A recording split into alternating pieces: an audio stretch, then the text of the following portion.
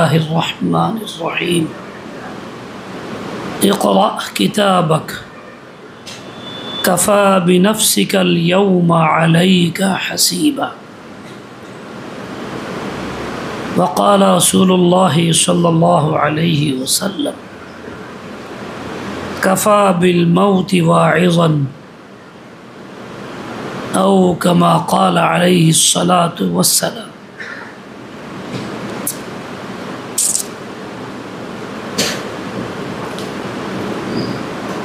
আল্লাহ তাআলার মেহেরবানি এবং দয়া আল্লাহ পাক আমাকে আসার সুযোগ দিয়েছেন,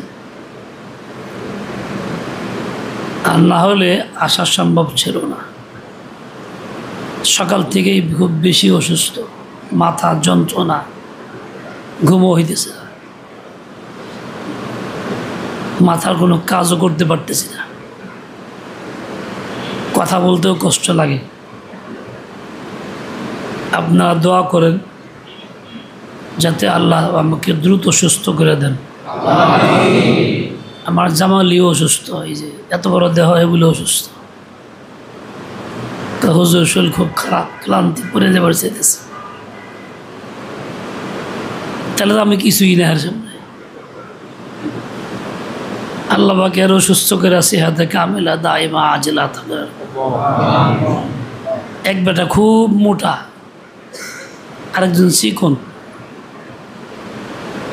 রাস্তায় মুখোমুখি হয়েছে, জিজ্ঞাসা করে চিকন বেটা মোটারে, ভাই তোমার নাম কি? মোটা লোকটা, আমার নাম চিকন দি। এবারে পাল্টা জায়গা, তোমার নাম কি? আমার নাম নাই। মানে কি কইলা? এরকম মোটা যখন চিকন দি, তাহলে আমি আর কি, আমার তো কিছুই না। এই দেখা যাবে সুস্থ, তাহলে তো আমি আর কি, বুঝতে নাই। আল্লাহ পাক সমস্ত রোগীদেরকে সুস্থ করে সিহাতে কামিলা দাইমা আজলা করে দেন। মাথাকে আল্লাহ মজবুত শক্তিশালী বানায় দেন। হতওয়ালা রহমতুল্লাহ আলী একটা চিঠি প্যাড বানাইছিলেন, যার উপরে লেখা ছিল এই হাদিসটা, কাফা বিল মৌতি ওয়াইজন। তার তরজমাটাও লেখা ছিল উর্দু ভাষায়, হজরত ভাষা উর্দু। আমাদের দেশের কোনো আকাবেরকে এরকম দেখি নাই এই নসিহতটা করতে, যা আল্লাহর নবীর নসিহত। হযরতওয়ালা প্যাডের মধ্যে লেখা রাখছেন, কাউকে চিঠি দেন বা যে কেউ বসে লেখেন, উপরে এটা লেখা আছে, মানে প্রত্যেককেই যা নসিহত করা আছে, কাফা বিল মৌতি ওয়াইজান, যার অর্থ হইল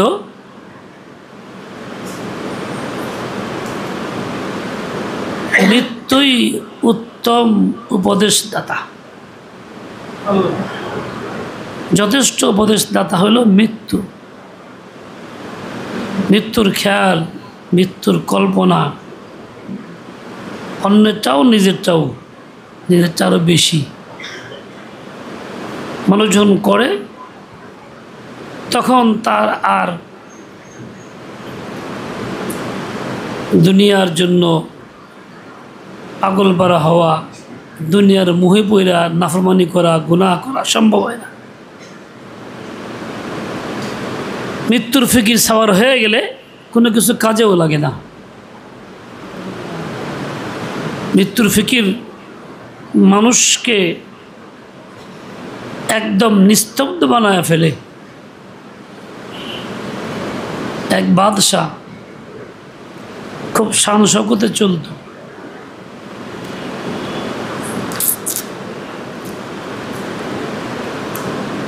বাদশাহ এক বুজুর্গের কাছে গেছে, বিভিন্ন হালাত জানাইছে। ওই বুজুর্গ জঙ্গলবাসী, লোকালয়ে নয়, বিয়ে সিদ্ধিও করেন নাই। বাদশাহ মনে বাজে কল্পনা আসলো যে ইনি জোয়ান মানুষ, এরকম থাকে, বিয়ে শাদী না। জিজ্ঞাসা করছে কি খান? বলছে আমি তেমন কিছু খাই না, এটা গাছের পাতার তৈরি হচ্ছে, গুলি দিছে বড়ি, এটা খাই, সামান্য খাবার খাই। তো বাদশাকে দিছে গরিব যে আপনিও নেন। বাদশাহ তো বই নিছে, বাদশাহ খাইছে, পরে তার খায়াসাত এত বাড়ছে সহ্য করতে পারে না, বিবিও যথেষ্ট হয় না। 40 দিন এই একটা খায়াসাতের জগতে পাগল পারা হয়েছিল। মনের ভিতরে খুব চিন্তা, আমি একটা খাইয়া হালাল বিবি আছে তাই আমি সহ্য করতে পারতেছি না, এই বেটা বলে ডেলি বুড়ি খায়, তো এই বেটা কী করে? নিশ্চয়ই কোনো আকাম কাকাম করে। হে কি আল্লাহর বলি? গেছে আবার দেখা করতে, গিয়া কয় এই অবস্থা, তাই নাকি? বলে হ, ঠিক আছে। আরেকটা বড়ি দিছে, খানগা।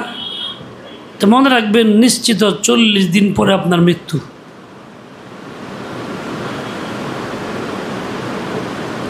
বাদশা বই নিয়ে তো গেছে, বড়ি খাইছে ঠিকই, কেন খালি চিন্তা করে যে 2 ঘন্টা গেল, 4 ঘন্টা গেল, এ রাত্রে গেলেই তো একদিন গেল গা, হায়াত 40 মিনিট মরে যাবো গা।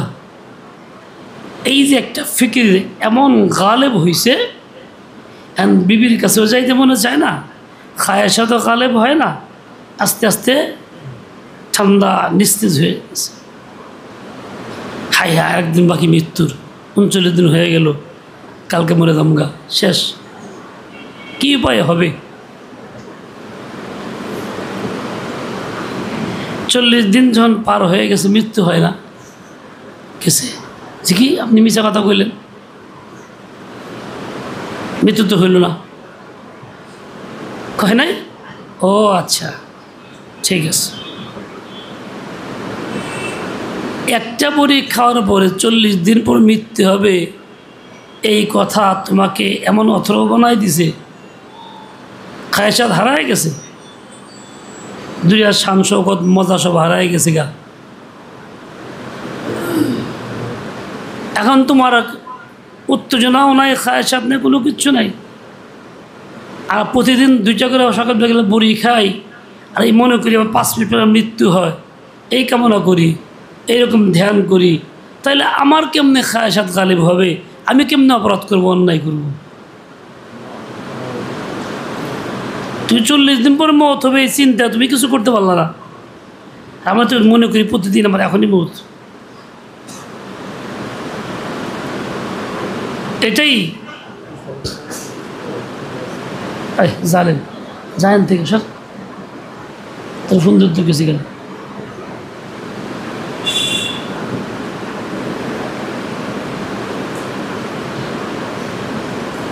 ও আল্লাহর বান্দাবান্দি, রাসূল আকদাস সাল্লাল্লাহু আলাইহি যথাযথ বলছেন, কাফা বিল মাউতি ওয়াইজান। ওয়াইজ হিসাবে, উপদেশদাতা হিসাবে মৃত্যুই কাফি। মুখ বক্তা, তুল বক্তা, ভাইরাল বক্তা এসব দরকার না, খালি এইটাই ধ্যান করো, এইটাই খেয়াল করো, এটাই মনে করো, মৃত্যু হবে, আমাকে জবাব দিতে হবে। প্রতিদিন এই চিন্তা করো, দেখবা তোমার নফস কাবুত হয়ে যাবে, নিয়ন্ত্রণে থাকবে, তোমার দ্বারা খায়সাত গালেব হবে না, কোনো গুনাহে জড়াইবে না, হাত দিয়েও করবে না, অন্য কোনো পন্থায়ও না, সব গুনাহ থেকে নিজেকে মুক্ত রাখতে পারবা এ ফিকির গালেব করলে। সবার জন্য উপদেশ, উম্মতে মুহাম্মাদি কিয়ামত পর্যন্ত আনেওয়ালি উম্মতের যারা আছে, পুরুষ নারী সবাই যদি এই চিন্তাটা করে, রাসূল আকদাসের মতো সুন্নত আদায় করে প্রতিনিয়তই মৃত্যুকে সামনে রাখে, তাহলে সে যাই কিছু করুক না কেন কোনো অবস্থাতেই নাফরমানি করবে না, খায়সাত গালেব হবে না, হারাম কাজেও লিপ্ত হবে না, আল্লাহর ফজল করম তার প্রতি হবে। হাদিসের মধ্যে অসংখ্য নাসায় আছে, অনেক আছে, এটা একটা এমন নসিহত তোমার জিন্দগি বদলানোর জন্য যথেষ্ট উত্তম নসিহত। বেশি কিছু পাওয়া না পারো, এই কথাটা মনে করো, এই ধ্যান করো, এই খেয়াল করো, কল্পনা করো মৃত্যু হবে, বলে যাব, কি জবাব দেব, উপায়টা হবে কি, কালকেই তো মৃত্যু। প্রতিদিন তুমি মোরাকাবায়ে মওত করো, একটা সময় 10 মিনিট হোক। ছাত্র মানুষ লেখাপড়া করো, সময় নেই, আসলে পড়ে বসে একটু 10 মিনিট মোরাকাবা করো, মৃত্যুর ফিকির গালেব করে ফেলো। সাহাবায়ে কেরামের অবস্থা কেমন ছিল? 2 সাহাবী গল্প করতেছেন। কি গল্প? মোবাইলে কি দেখলাম সেগুলি, ভারত কি করলো, কোন দেশ খেললো, জয় হলো, এটা কোন আলেমের কি দোষ আছে, গীবত শিকায়তের গল্প না। একজন বলতেছে, ভাই মৃত্যুকে আমি এত কাছে মনে করি, সকালে ঘুম থেকে উঠি, সন্ধ্যা পর্যন্ত টিকতে পারবো এই আশা আমি করি না।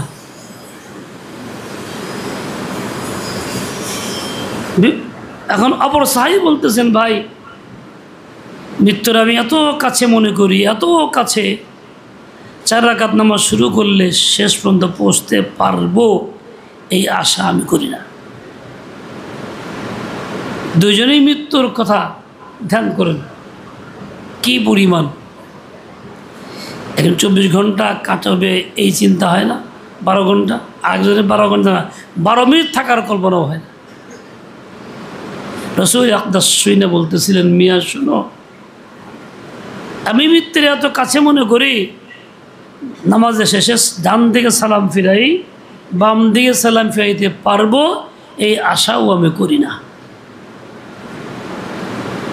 রাসূল আকদাস যিনি আল্লাহর সবচেয়ে বেশি আপন, বেশি ঘনিষ্ঠ, তার চিন্তা চেতনা ছিল এরকম, মৃত্যুকে এত কাছে মনে করতেন। তিনি বলছেন, কাফা বিল মাউতি ওয়াইজান, তোমার জন্য এক উপদেশ হিসেবে যথেষ্ট, মৃত্যুকে মনে করো কি পরিমাণ। রাসূল আকদাসের মতো প্রতিক্ষণ দেখতে সালাম ফিরেছি, দ্বিতীয় পারবো না, এই যে চিন্তা করো। একান্ততা না পারলে ওই সাহাবী মাঝখানের জন্য চিন্তা করো, যে বলছেন যে ডান দিকে 4 রাকাত নামাজ পড়া আমি শেষ করতে পারবো আশা করি না। তাও না পারো, কমস কম ওই সাহাবীর মতো তো করো যে সকালে ঘুমের থেকে উঠলাম, বিকেল পর্যন্ত বাঁচবো আশা করি না। দুর্বল কমজোরির যুগ, ফিতনা ফাসাদের যুগ, কমস কম একদিনে এই ধ্যানটা তো করো। এর দ্বারা বোঝা গেল সকাল সন্ধ্যা ধ্যান করা দরকার। আজকে যারা আমরা অন্যায় লিপ্ত, দুনিয়ার রুসুমাতে লিপ্ত, যারা অনেক বেশি বড় আশা করি, গুনাহের পরিকল্পনা করি, প্রত্যেকেই তারা গফলতের মধ্যে, তাদের মধ্যে গফলত আনিল মৌত আছে, মৃত্যুর প্রতি গফলত আছে। এটা আমার হবে এই কথা চিন্তা করি না, কাছে খুব নিকটে তাও চিন্তা করি না। এই গফলতের কারণেই আমি দুনিয়ামুখী বেশি হইতেছি, দুনিয়াতে জড়াইতেছি, খায়সাত গালেব হইতেছে, আর আমি দিন দিন নাফরমানির মধ্যে আগে বাড়তেছি, দিল শক্ত হয়ে যেতেছে, কসরতে কলব হয়ে যেতেছে, আমার কোনো খবর নাই। আমি কি করি তাও জানি না, কি করি না তাও জানি না। রাসূল আকদাস সাল্লাল্লাহু আলাইহি ওয়াসাল্লাম আমাকে নসখা দিয়ে গেছেন, এলাজ তো দিয়ে গেলেন। যে রোগী চিকিৎসা গ্রহণ করে, এই এলাজ গ্রহণ করে, সে সুস্থ হবে। আর যে রোগী এটা ভ্রুক্ষেপ করবে না, এই চিকিৎসা করবে না, সে নাকাম, ব্যর্থ হবে, সে রোগে আক্রান্তই থাকবে, সুস্থ হবে না। আমি আপনি যদি রোগী হয়ে থাকি, আমার তো সবচেয়ে বড় কাজ ছিল এইটা, এই উপদেশটাকে সর্বদাই আমি মনে করব, দিলের ভিতরে রাখবো, পাশে যেখানে নজরে পড়ে সেখানে লেখা রাখবো, নোটে রাখবো, চিঠির মধ্যে রাখবো, খাতার মধ্যে রাখবো। আমিও সর্বদাই নজরে পড়ে এইটা, কাফা বিল মাউতি ওয়াইজান। আহ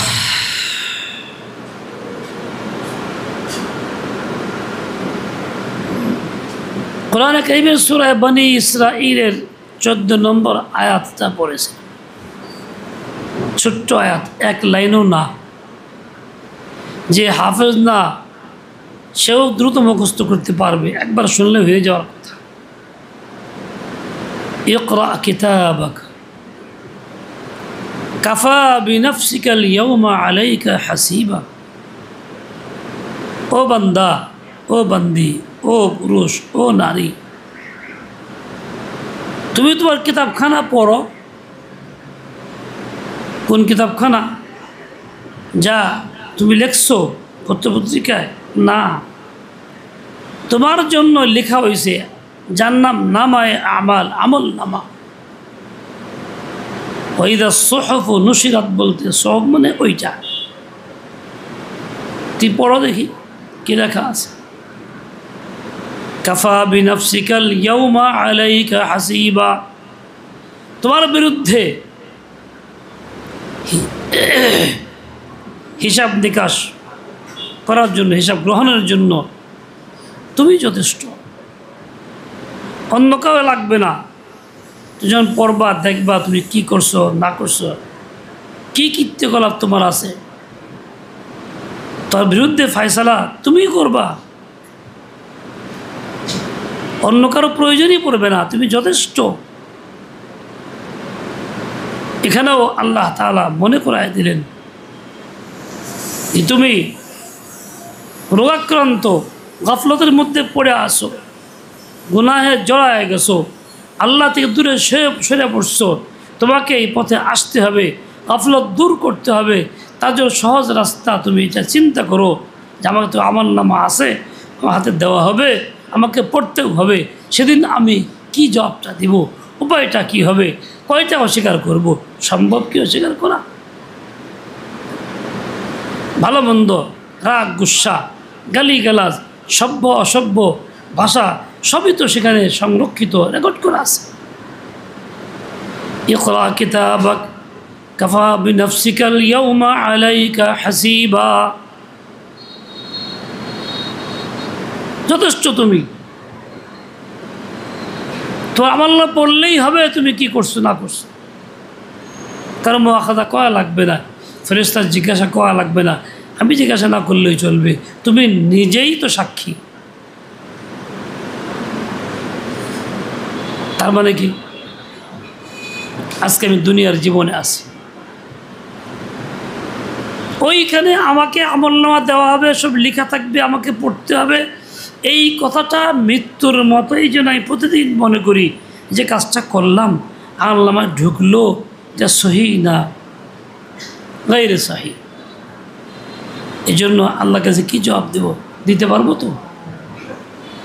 কাজটা করার আগে ফিকির আসছে মাথায়, কাজটা করার আগে চিন্তা, আমি যে কাজটা করব আমলনামায় তো উঠবে, আমার উপায়টা কী হবে, আমি কি জবাব দেব, উপায়টা কি হবে, আমি করবোটা কি?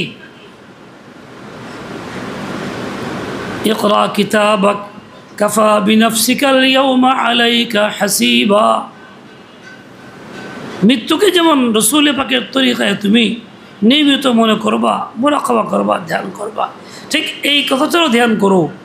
মৃত্যুর পরে কিন্তু এই অবস্থা আসবে, আমলনামা আমাকে দেওয়া হবে।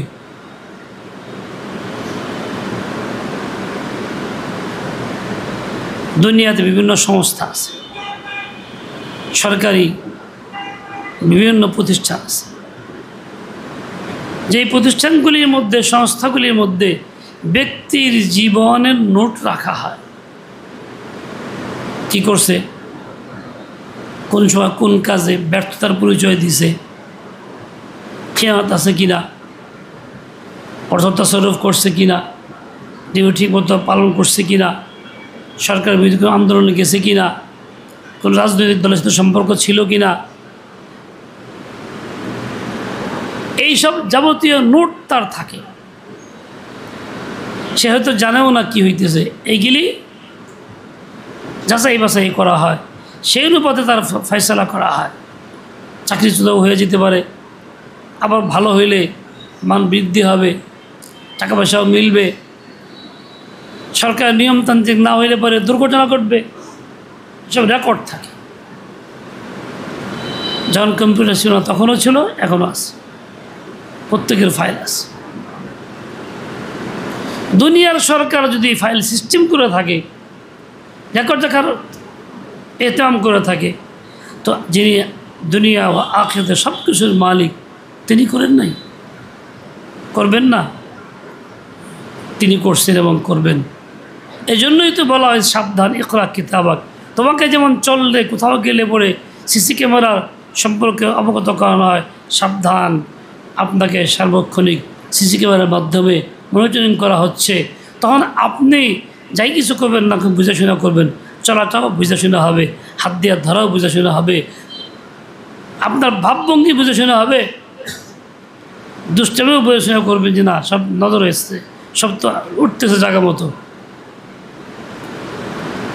এমন কোনো আচরণ আমার দ্বারা হয়ে যেতে পারে যা দূষণীয়, আমার বিপদে পড়তে হবে, সেজন্য আপনি সচেতন হয়ে থাকবেন। তো ওইভাবেই চলবেন, নিজেকে নিয়ন্ত্রণ কইরা। মওলা পাক রব্বুল আলামিন বলে দিয়েছেন, খবরদার, ইকরা কিতাবাক কাফা বিনাফসিকাল ইয়াউমা আলাইকা হাসিবা। সার্বক্ষণিক তোমাকে ফেরেশতার মাধ্যমে এরকম দেখা হইতেছে,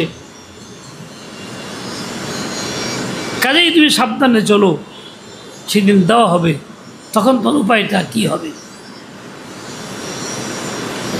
হাদিসের মধ্যে থেকে এই ছোট্ট হাদিসটা, কোরআন পাকে 6000-এর উপরে আয়াত থেকে এই ছোট্ট আয়াতটা একজন ব্যক্তির জীবন পরিবর্তন করার জন্য যথেষ্ট, সর্বোত্তম সবক। এর চেয়ে উত্তম সবক আর লাগে না।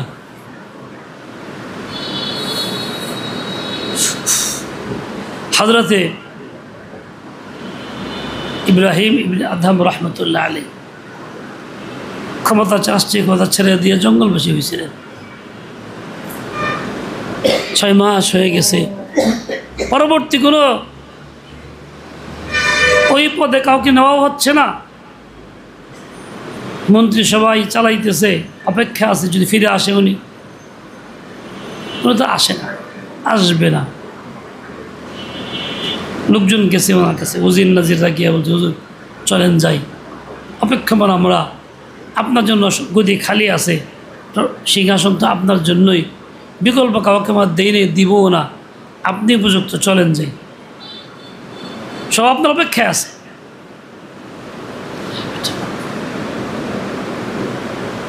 এই যে উনি একটু চিন্তা করলেন, চিন্তা করে না না যাব না। কেন? চিন্তা করলেন যে আমি দুইটা ফরিকের কথা কোরআনে পাকের মধ্যে আছে, ফরিকুন ফিল জান্নাহ ওয়া ফরিকুন ফিস সাঈর। এক ফরিক জান্নাতি, এক ফরিক জাহান্নামী। আমি জানি না আমি কোন ফরিকের, আমি কি জাহান্নামীদের অন্তর্ভুক্ত না জান্নাতীদের দলভুক্ত? কাজে আমি যেতে পারবো না, আমি তো আমাকে নিয়েই ব্যস্ত, আমারই তো খবর নাই। তো বলছে ঠিক আছে, যদি তোমরা নিতেই চাও তাহলে আমার সমাধান দাও, আমি কোন ফরিকের অন্তর্ভুক্ত, জান্নাতি না জাহান্নামী? বলতে যদি পারে যাব, কী করা সম্ভব বলা? বলতে পারে না, যায় নই। দুনিয়ার বৈধ ব্যবস্থা ছিল, ইজ্জত সম্মান সব কিছু ছিল, কিন্তু এই ফিকির ওরাকে এভাবে আটকায় রাখছে, এই ফিকিরের কারণে যাইতে পারে না, হাত পাও সর হয়ে গেছে।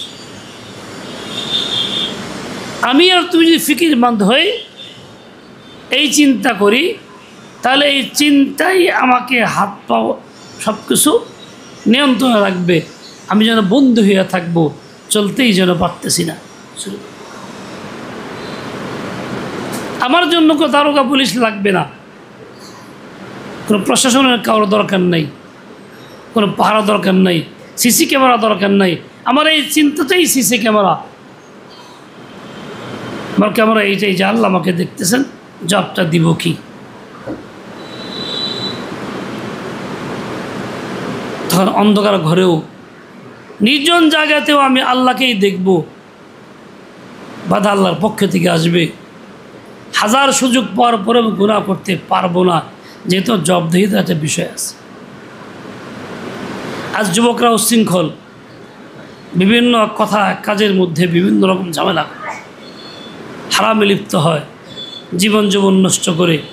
তাদের মধ্যে যদি এই ফিকিরটা গালেব করা যায়, তারা যদি নিয়মিত এই ফিকিরটা করে, কখনো সম্ভব নয় তারা দ্বারা অপকর্ম করা। স্বাস্থ্য ভালো থাকবে, ভবিষ্যৎ জীবনও সুখের থাকবে, বাল বাচ্চা নেওয়ার কাছে দিতে পারবে দুনিয়াতেও। আর না এখনও জিন্দিগি শেষ, পরেরটা তারও শেষ। এই দুইটা কথা রাসূল আকদাসের উপদেশ, আল্লাহ তাআলার উপদেশ, এই দুইটা কথা মনে রাখবো কে কে? মৃত্যুর পরে মনে রাখবো না আগেই মনে রাখবো? কেমনে মনে করব? কয়দিন পরে পরে? কয়দিন পর পরে? প্রতিদিন সকাল সন্ধ্যায়, প্রতিনিয়ত, প্রতি মুহূর্ত, যে কোনো কাজ করার আগেই আমি তো দুনিয়া থেকে চলে যাব, হিসাব দিতে হবে। নামান আমি যেন প্রতিদিন প্রতিদিন ফিকিরটা করি। এই যে বলে হুজুর বেশি কথা বলে ফেলি, নিয়ন্ত্রণ থাকে না, আমার উপায়টা কি? উপায় হলো এইটা, তুমি কথা বলাকে চিন্তা করো, আমি যে কথাটা বলতেছি আমল নামায় তো উঠতেছে, জবাব দেবো নাকি? আল্লাহকে জবাব দিতে পারবো তো? এই ফিকিরটা কইরা পরে তুমি কথা কও, জায়গা মতো হয় না, চলে না, ওই যে গর্তের মধ্যে না, উপরে তারা। তাইলে দেখা যাবে ইনশাআল্লাহ আল্লাহর ফজলক্রম হবে, তাই দেখা যাবে কথা কমে আসবে। তখন তুমি হিসাব করে কথা হবে না, রেজি কথা কই। এক বুজুর্গ প্রতি সপ্তাহে কয়টা কথা বললেন, কোন দিন কয়টা কথা নোট করতেন, এক সপ্তাহ পরে আমলনামা খুলতেন, দেখি তো কয়টা কথা কইছি, এবং সেই কথাগুলির মধ্যে কোনটা কোনটা লাভ অনর্থক ছিল বের করতেন, তওবা করতেন। একটা মানুষ কথা কয়টা করে লিখতে পারবো ডেলি? আমরা যে পরিমাণ বলি, এই লেখাপড়ার ব্যবস্থায়কেও আমাদের এই কথাগুলি প্রত্যেকটা লেখা রাখা সম্ভব? পরিমাণ কম না বেশি? আর উনি সপ্তাহে কয়টা কথা বলতেন লিখে রাখতেন, তবে কথা কত কম বলতেন, কত নিয়ন্ত্রণ ছিল। আল্লাহ জবান দিছে, শক্তি দিছে কথা বলার জন্য, তার মানে এই না ফেতা পারো পাগল, তার মানে এই না। কথা বলো, জরুরতে বলো, প্রয়োজনে বলো, প্রয়োজন নাই বলো না। তাই তোমার শক্তিটা ঠিক থাকলো, কথা বলার শক্তি ঠিক থাকলো, ব্রেনের শক্তি ঠিক থাকলো,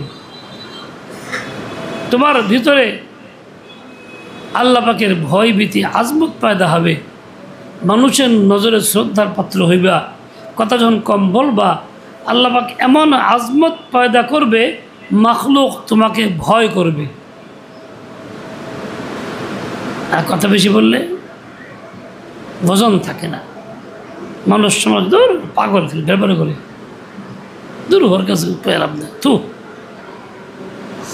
মানে তার এই আমলটা বদা আমল, আল্লাহ পাক নারাজ, তাই আল্লাহ তাআলা মাখলুকের দিলের ভিতরে পয়দা করেছে তার বেইজ্জতি,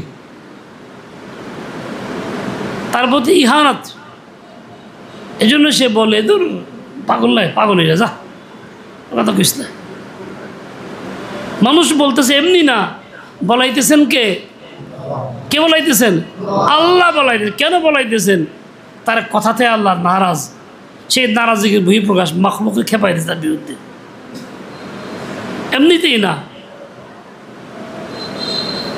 আচ্ছা, আল্লাহ তাআলা তো মহাজ্ঞানী, আল্লাহ পাক কথা বলতে পারেন, আল্লাহ তাআলা কালাম আছে, কথা আছে, কোরআন আছে, আর পুরা কোরআনটাই তো আল্লাহর কালাম, কথা।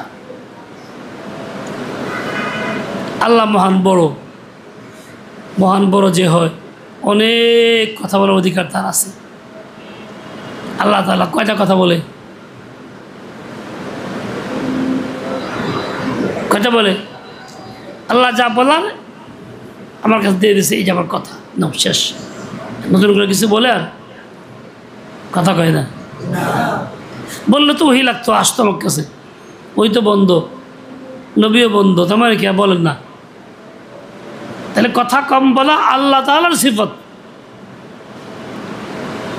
কার সিফত? কথা না বলা আল্লাহর সিফত। ঠিক আল্লাহ পাকের মাহবুব রসুল আকদাসের সিফত, কথা কম বলতেন। যে হাদিসে তকানা তবিলা সমতি, দীর্ঘ সময় চুপ থাকতেন। কেন করতেন এইটা? ওই যে ফিকির ছিল, কিসি কো হাল নে মারা, কিসি কো কাল নে মারা, আর মিয়াঁ আশরাফ আলী কো ফিক্রে মাআল নে মারা। ফিক্রে মাআল ছিল, সেজন্যই এই কথাটা বলতেন না। আমাদের আকাবের এভাবেই নিয়ন্ত্রণ করতেন নিজেকে। রসুল আকদাস এভাবেই কথা বলতেন না। আমার ভাই, এই দুইটা কথা আমার তোমার না, কোনো পীর বুজুর্গের না, স্বয়ং আল্লাহ তাআলার, স্বয়ং আল্লাহ পাকের রসুলের। যে এই কথার চেয়ে বড় ভালো কথা, উত্তম কথা আর কি আছে? আজমতওয়ালা কথা আরও আছে, মুফিদ কথা আরও আছে। এই দুই কথার চাইতে উত্তম কথা, ভালো কথা, আজমতওয়ালা কথা, মুফিদ কথা আর নেই। কাজে এই দুইটা কথাকে পুঁজি বানাও, লম্বা কথা না, দুইটা কথাকে পুঁজি বানাও। প্রথমটা কি? কাফা বিল মাউতি ওয়াইজান, বলো আবার কও। দ্বিতীয় কথা, আল্লাহ তাআলা কালাম, ইকরা কিতাবাক কাফা বিনাফসিকাল ইয়াউমা আলাইকা হাসিবা। ইকরা কিতাবাক, যখন মুখ দিয়ে বলবো নিজেকে দেখবো, এই বেটা নফস পড়, কিতাবকে পড়। আল্লাহ কইতেছে কাফা বিনাফসিকাল ইয়াউমা আলাইকা হাসিবা। যে বুঝে কথা গনতেন কয়টা, 5টা 7টা 10টা, এক কথা।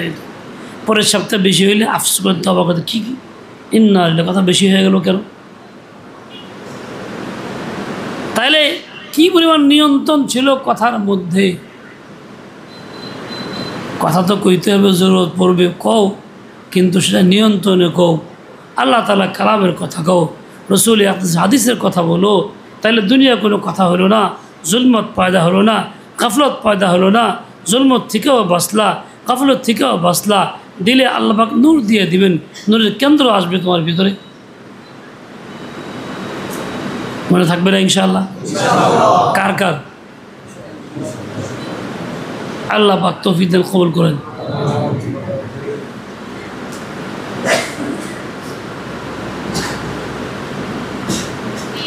এই বুঝে কথা বলতেন। ঠিক তেমনি এক বুজুর্গের কথা আরওয়াহে সালাতের মধ্যে আসছে। যাইতেছিলেন এক বাড়িতে, তার তালাশে, বাড়িওয়ালার তালাশের দরকার আছে। তো বাড়িওয়ালার কাছে জিজ্ঞাসা করে সালাম দিয়া, মুখে বাড়িতে আছে? বাড়িতে আসছেন না? বাড়িতে নাই। যথেষ্ট হয়ে গেল, বাড়িতে নাই। পাল্টা জিজ্ঞাসা করছে আবার, আমাকে অভ্যাস যেরকম আর কি, কোথায় গেছে? জায়গার নাম বলছে মুখখানে গেছে। বুজুর্গ এই কথা বলার পূর্বে চিন্তা করতেছে, আক্ষেপ করতেছে, হাই কি করলাম, কোথায় গেছে কেন জিজ্ঞাসা করলাম? আমি তো সেখানে যাব না যেখানে সে গেছে, ওটা আমার দরকার তো না। দরকার তো এইটুকু বাড়িতে আছে কিনা, তার কাছে গেছি প্রয়োজনে, থাকলে প্রয়োজনে হবে না, নাই এইটুকু দরকার ছিল। কিন্তু কোথায় গেছে আমার দরকার না, কেননা সে যেখানে গেছে সেখানে তুমি যাবো না। তাহলে এই কথাটা কি হইল? বেদরকারি, অপ্রয়োজনীয় হইল। এই কথাটা কি হইল? বেদরকারি, অপ্রয়োজনীয় হইল। অপ্রয়োজনীয় কথার জন্য আল্লাহকে হিসাব আছে কিনা? আছে কিনা? এই জন্য উনি কান্নাকাটি করছেন দীর্ঘদিন। হায় আল্লাহ, কী করলাম, ভুল করলাম, কেন আমি এই কথা জিজ্ঞাসা করলাম? তার প্রয়োজন ছিল না, প্রয়োজনহীন কথা আমি বললাম। আজকাল মোবাইল যারা পালে, মোবাইল শুরু করলে কথা কি কম হয় না বেশি হয়? অযথাই খাই জানি, দরকার নাই। মহিলারা ফোন করে একেবারে অমুক তোমার কেউ আছে, পেশাব করছে নি, পায়খানা করছে নি, কী খাইছে, পেশাব পায়খানা করলো কেন হেরেও জিজ্ঞাসা করা লাগে। আচ্ছা ভাই ভালো আছো তো? আচ্ছা সব ভালো, আলহামদুলিল্লাহ, হয়ে গেল না, কথা শেষ। দুনিয়ার খুদা খেদা এটা সেটা আমি সব শুরু করে দেয়। হ্যাঁ, আমরা কেউ খোঁজখবর ভালো করে নিলাম। খোঁজখবর নেওয়া নয়, নিজেকে আল্লাহ বিমুখ করা, মখলুকমুখী হওয়া, আমল নামা নষ্ট করা, দিলকে মুর্দা করা, দিলের হাইবত খতম করা, এটার নাম খোঁজখবর। এই জন্য ভাই নিজেকে নিয়ন্ত্রণ করো। এখনও দেখবা যারা আল্লাহ পাকের বান্দাদের মধ্যে যারা এরকম কথা কম বলে, তাদের আজমত গালিব, রূপ গালিব আল্লাহ পাকে দিছে। কথা কম বলার অভ্যাস থাকলে সে খারাপ কাজ থেকেও বাঁচবো, অন্যের সাথে সময় দেওয়া তার সম্ভব হবে না। আল্লাহ পাক রব্বুল আলামিন আমাকে তোমাকে সবাইকে সহি বুঝ দিয়ে দেন, হিম্মতে আলিয়া তৌফিক খায়ের দিয়ে দেন, সকল গুনাহ ছাড়াইয়া আল্লাহর খাঁটি বান্দা আমাদেরকে বানায় নেন। ওয়াসাল্লাল্লাহু তাআলা আলা নবিয়িল উম্মি ওয়া আলা আলিহি ওয়া সাহবিহি ওয়াসাল্লাম। সুবহানাকা আল্লাহুম্মা ওয়া বিহামদিকা আশহাদু আন লা ইলাহা ইল্লা আনতা আস্তাগফিরুকা ওয়া আতুবু ইলাইক।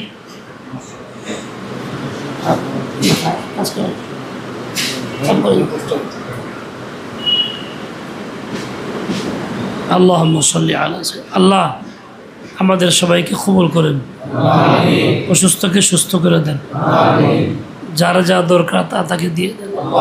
ফিলিস্তিন, ভারতের মুসলমানদের ভরপুর সাহায্য করেন, মুসলমানদের জাগ্রত করে দেন, জিহাদি জজবা প্রেরণা পয়দা করে দেন। রহম করম।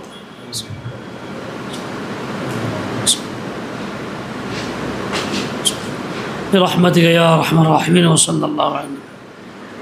السلام عليكم ورحمة الله।